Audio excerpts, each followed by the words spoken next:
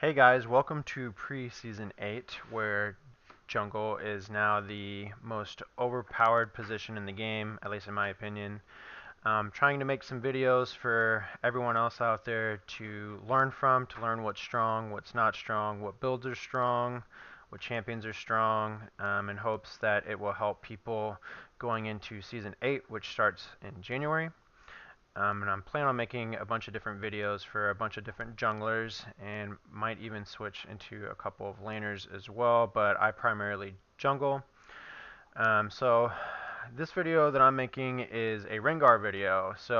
Um, I wanted to give him a try out. I noticed that on the Champions website, champions.gg, that he has one of the worst win percentages under jungler, even since the 7.22 patch update.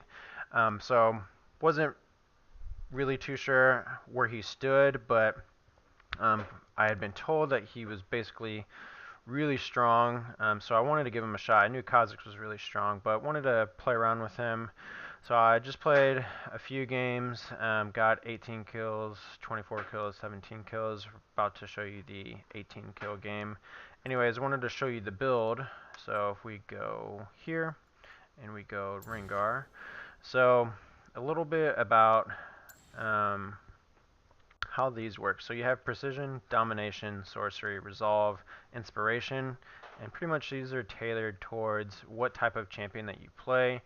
So obviously domination, burst damage, and target access. So that's going to be towards more of your assassin junglers like Rengar, Kha'Zix, Nocturne, anyone that's trying to jump in, do some bursts, and kill their carry.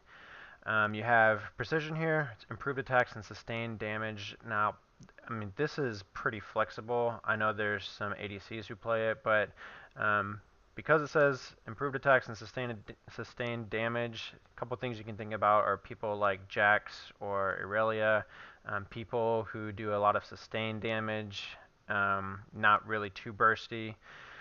So it kind of gives you some ideas there. Empowered abilities, there's going to be champions that pretty much get most of their damage that comes from abilities.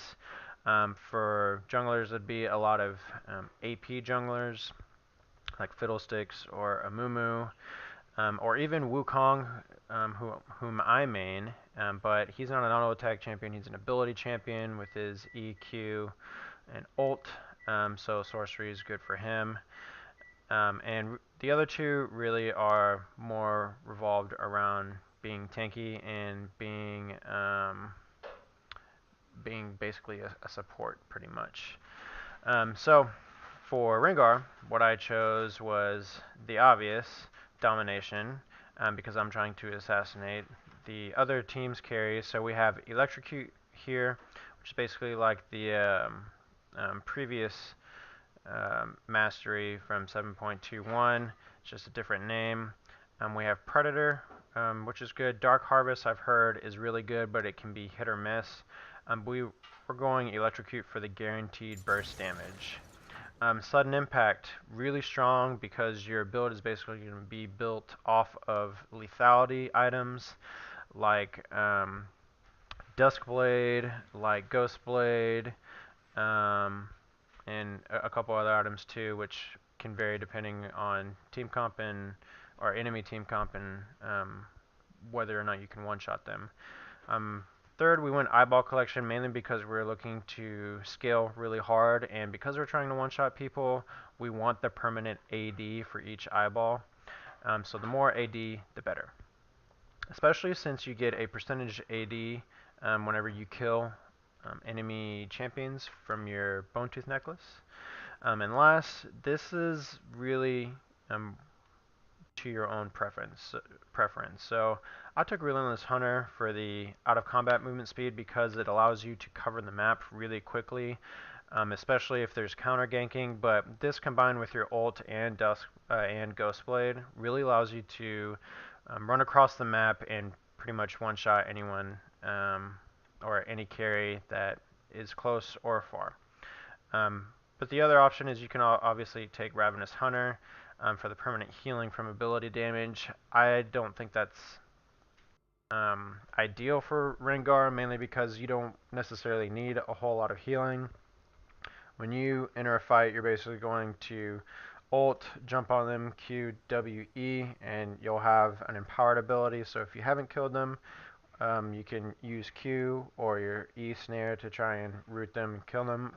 If you are late game and you have a full build, which honestly you can get like 25 to 30 minutes into the game, you can just kill them without even going through your full rotation, and then use an empowered W for any CC that they use on you to heal yourself and to break any CC. So that's pretty much the domination side of things. Next is sorcery. So I went sorcery pretty much because of these two abilities. The ultimate hat. Your ultimate's cooldown is reduced by 5%. Each time you cast your ultimate, its cooldown is further reduced by 2%, stacks up to 5 times. So basically looking at a 10% cooldown reduction. This is really perfect for Rengar because your ganks and your team fighting ability is really based on when your ult is down and up, and the less amount of time that you have between ults, the more you can fight, the more you can gank, the more kills you can get, and the more you can snowball. Last thing I got here is Transcendence. So Transcendence says you gain 10% CDR when you reach level 10. This is really good because between Warrior and this, and maybe even if you have Blue, you can get about a 30% CDR with your ult before you even hit level 11, which will basically allow you to use your ult more. It'll allow you to gank more, snowball faster, and what's really nice is the second part where it says each percent of CDR exceeding the CDR limit is converted to an adaptive bonus of 1.2 attack damage. So this is great because with your items, especially since there's CDR and Ghostblade now, that 40% isn't too hard to hit. So whenever you go over the cap, whereas previously before this patch, it was basically a wasted stat.